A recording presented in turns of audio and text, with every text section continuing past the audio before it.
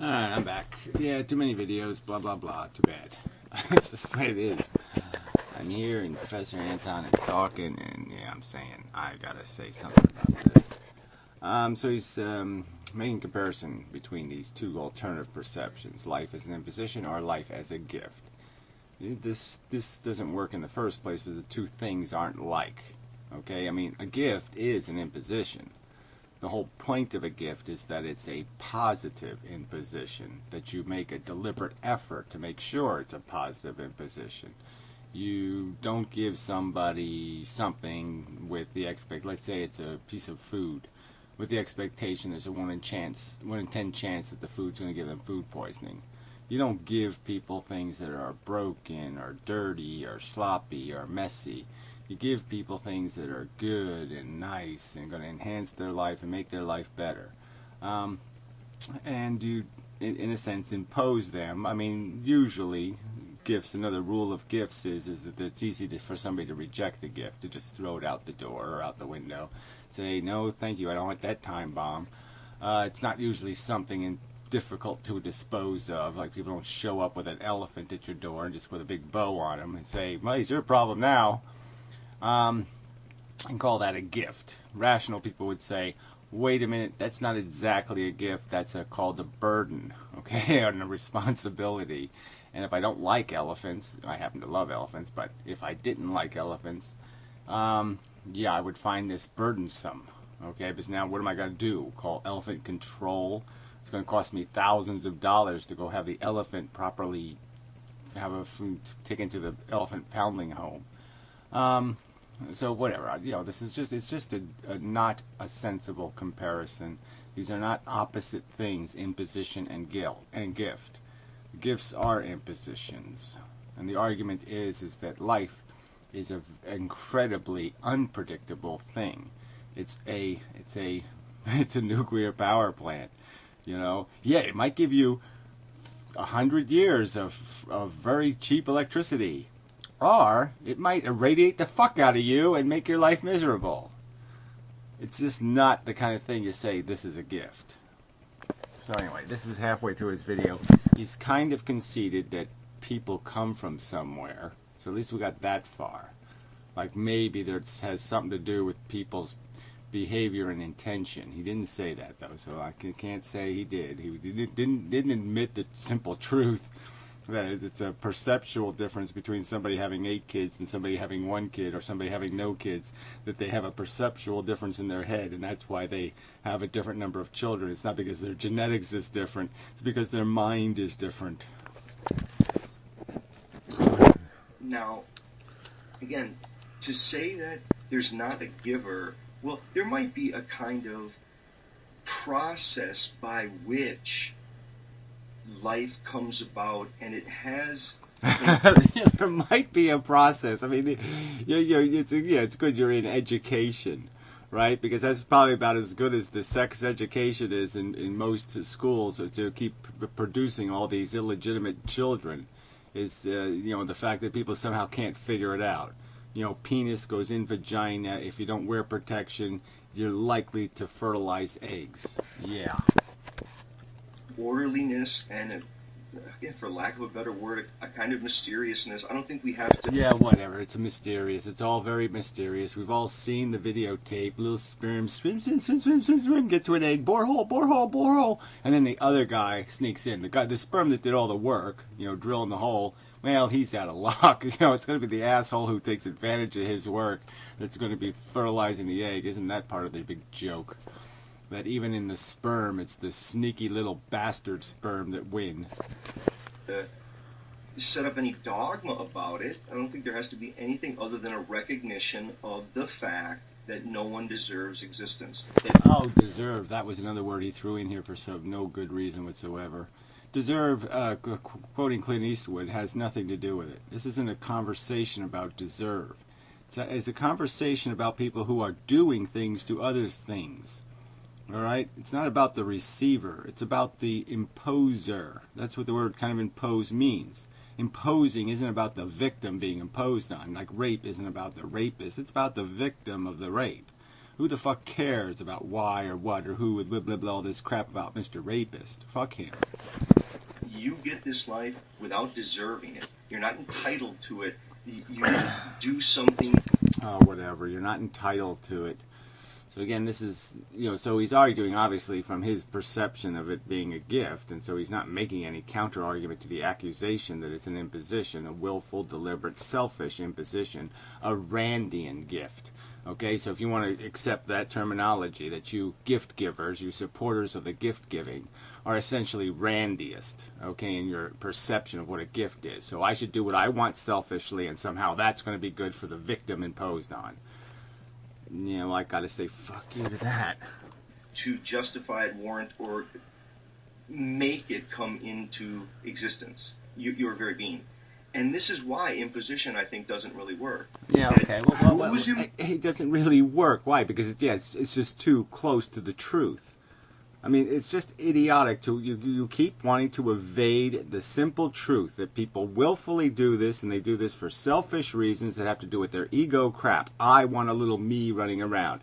I want to give birth to Tiger Woods and have a golf professional and blah, blah, blah, and I can ride on his back kind of thing. It's all this ego crap that provokes people to have these kids in the first place.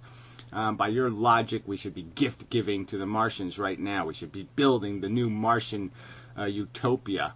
Maybe we can go get some clues from the island of Dr. Moreau, and build ourselves the new Martian race. Fuck. Give them the gift. Posing it. The house of pain. For the non-theist, for the completely naturalist, secular atheist. What does that even mean? The naturalist, the secular atheist. I mean, is nature God? What's naturalist mean? That you are reverent to God? Are you reverent to the God of nature? No, that's not going to work for me. Exactly, is imposing sentience. Well, whatever. Like I said, the parents have children. That's right. I just don't. This is inane to have a conversation about who is imposing. We have the capacity to do it or not do it. We have the capacity to build nuclear power plants or not build nuclear power plants. You don't say when a nuclear power plant goes bad, what mysterious force imposed this doom and horror on us? You don't do that. You know exactly where they came from. We made them. We decided to have them. That's why they exist. I mean, this is just such an invasion of responsibility. Parents? No. There are lots of people who can't have kids.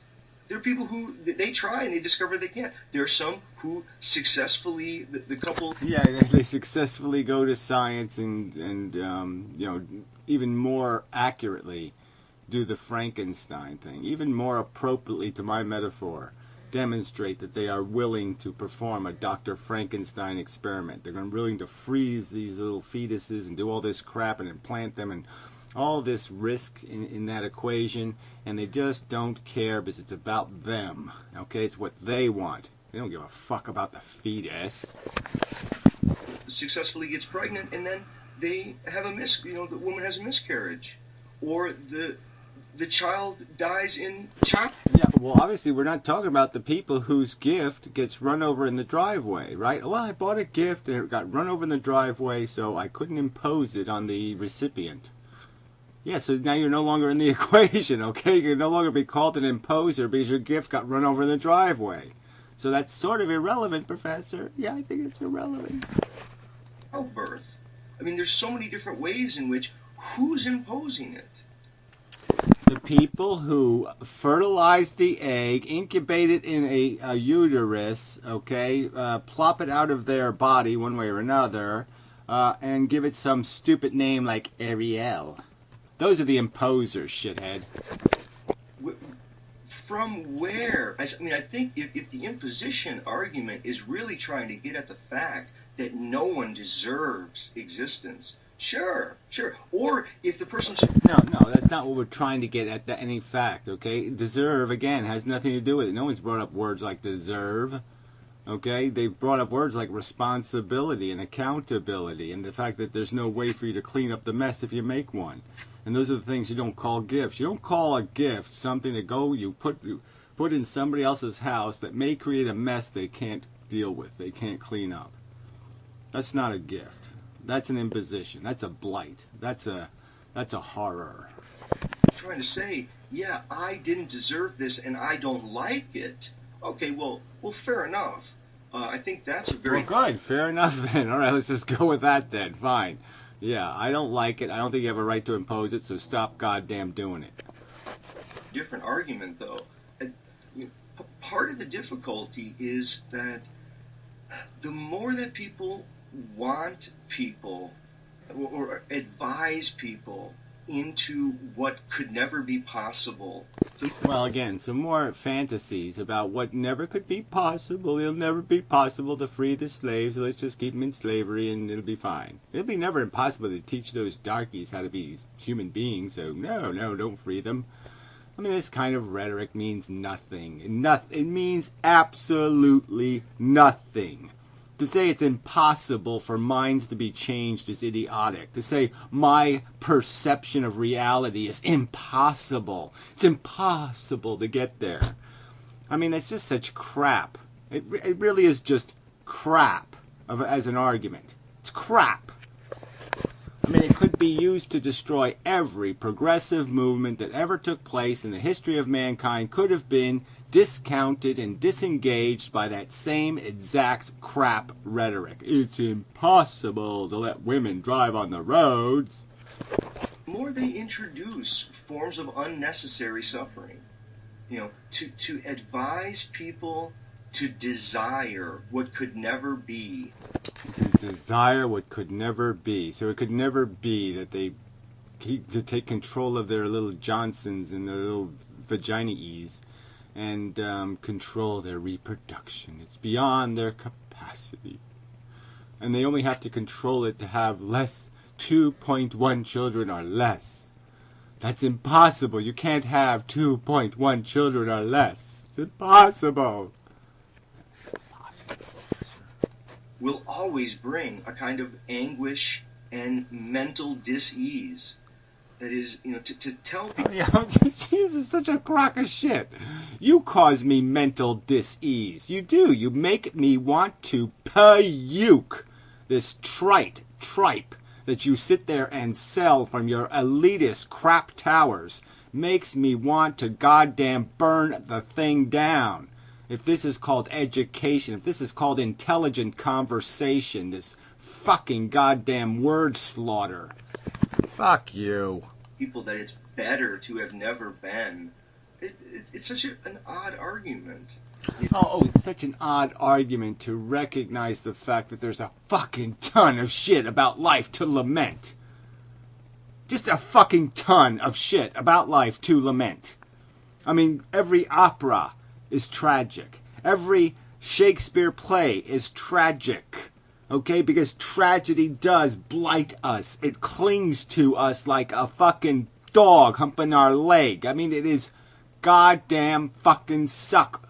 And you want to just say, no, don't diss the DNA. It's on a mission. We're going somewhere. We're going to the singularity. And you're going to talk about what is good or bad for people, and you're promising them the singularity? Or your singularity is like the Jehovah Witness, a definition of their paradise is you're a potato farmer forever. That's right, you just grow potatoes every day. You go out and grow some potatoes. That's it. That's their definition of fucking heaven. And your definition of fucking good enough life is, yeah, we just keep doing this shit forever. World War IV, World War V, World War VI, World War VII, World War VIII, World War IX. Cancer, kill, smash, sadness, blight. We could just do that forever, and old Professor Anton will say, job well fucking done. Well, I say, sadistic motherfucking cunt, you are evil. There. No, if one wants to say, given one's own circumstances, they think it's best not to procreate, well, yeah, that's a very different argument. And that's... No, this is, again, stupid, all right? I can't stop the imposition, all right? You don't stop Frankenstein Monster by the Frankenstein Monsters not giving Frankenstein extra money or something. are the Frankenstein monsters in some way facilitating the birth of other people. I mean, don't you understand? We don't get here because of a decision we made. So again, you don't even get that argument right. Okay, the one part of the deserve equation that makes some sense is that the individuals here did not make themselves be here. Somebody else does it. And if they don't stop the somebody else's, they're going to keep being born in the middle of Biafra in a fucking DDT poisoned shithole. Because some asshole says, oh, they're going to have a baby. Maybe one that people could try to haggle about. And I think all people who don't have kids aren't necessarily against the idea of others who do want to do that. Right? I mean, I think there's a whole range there. Yeah, well, I don't even see the logic of that, frankly. I mean, you either think it's doing something, you think it's not doing something, but not to realize how you got here. Okay, and to understand that consciousness is the thing at jeopardy, and that your consciousness isn't fucking different than all these other consciousnesses, Professor. They're all the same fucking goddamn thing. They just have a different name and a different blah blah blah and a few different thoughts in their head. The only thing different about me and you is different thoughts in my goddamn head.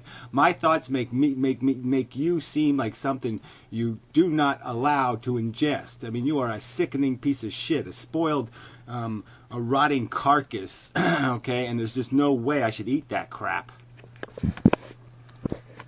But I think that the sticking point is, no one deserves existence, and if one fully realizes that and fully comes to terms with what again? This is just such a pile of crap. So again, he's arguing almost like you're supposed to be so thrilled with your existence and feel so humbled by the grand privilege of this great gift you've been given. It's so sparkly and fantastic and wonderful that you should feel like giving something back. That's the kind of argument he's making here. It's just idiotic. No, you should realize you're here, you're a sentient being, and everything you goddamn do, every fucking movement you make just about, puts something at risk. Okay? Every time you shop at the store, you're enslaving somebody because of this idiotic system we've built. Okay? There's not a goddamn thing you can do. You can't feed yourself, you can't live, you almost can't breathe oxygen without stealing it from some other sentient creature that's going to get fucking horribly killed to maintain your existence. Now, yeah, and that should fucking scare the shit out of you. It should bug the shit out of you that these assholes keep playing a game made this way. Alright, that every fucking string is tied, and all these strings are tied, and you cannot have anything. You cannot have victory without fucking failure. That you can't have the gold medal without destroying, 10,000 other people who won't have it and need it. So fuck you. Deserve it. There's nothing that you did to deserve existence. I think it does open up as a gift. If some person says it's not a gift, it's an imposition, who's imposing what? Oh, again, this is just not that complicated. The goddamn parents make a decision. They say, are we going to wear condoms or are we not? Are we going to have sex that will not lead to children, or are we going to have sex that will lead to children? It's not that fucking complicated, Professor. It's a really obvious goddamn fucking decision. What is it about the gift? I mean, from my perspective... I mean, it is quite fucking apparent that people make this choice. They change their behavior all the time to stop themselves from having children. So do not pretend that this is something uncontrollable or something that isn't out of their own volition. They, by volition, have 2 kids or 3 kids, and then they stop having kids on fucking purpose. So don't tell me they can't control it. Don't tell me they don't decide. Of course they decide. They're controlling it.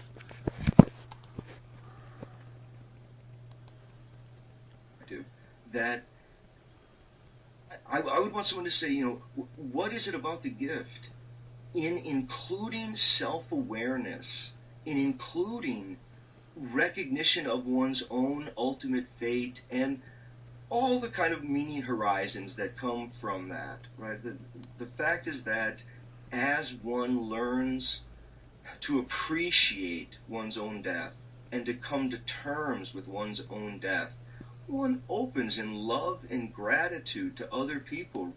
Oh, God. Who does this? Who? This is the wackiest religion I've ever heard. This is wackier than the fucking crazy Jehovah's Witness potato crap. I accepted my death and therefore I became opened up to... What? You accept your death, but you don't have any fucking choice. But you don't dwell on it. You just go through your life presuming that you're going to wake up the next day. You make plans for the future, even though, yeah, you may not be here. And you just have this knowledge that, oh, there's this sword of Damocles hanging over my goddamn head because some jackass thought it was a good idea to put me with a sword of Damocles over my goddamn head. It wasn't my idea. Realizing that none of this was ever ultimately mine. It was all on loan. It was all something that was given to me without me ever deserving any of it. So this is the argument that life is a gift, right? And I didn't see here any details about the gift nature. So I no accounting for the horrors, no accounting for the grotesquely bad luck that people run into, that the completely disproportionate quality of life people end up with. No, it's no accounting for any of that. Forget the truth. Let's just all pretend that it's all just vanilla ice cream and we all should be happy because it's vanilla ice cream. No harm, no foul. I mean, this is just such a pile of shit. That's philosophy. Yeah, whatever. Fuck you. This is just crap. Tripe. Whatever. It's undigestible mush. Not even close to getting close to anything real.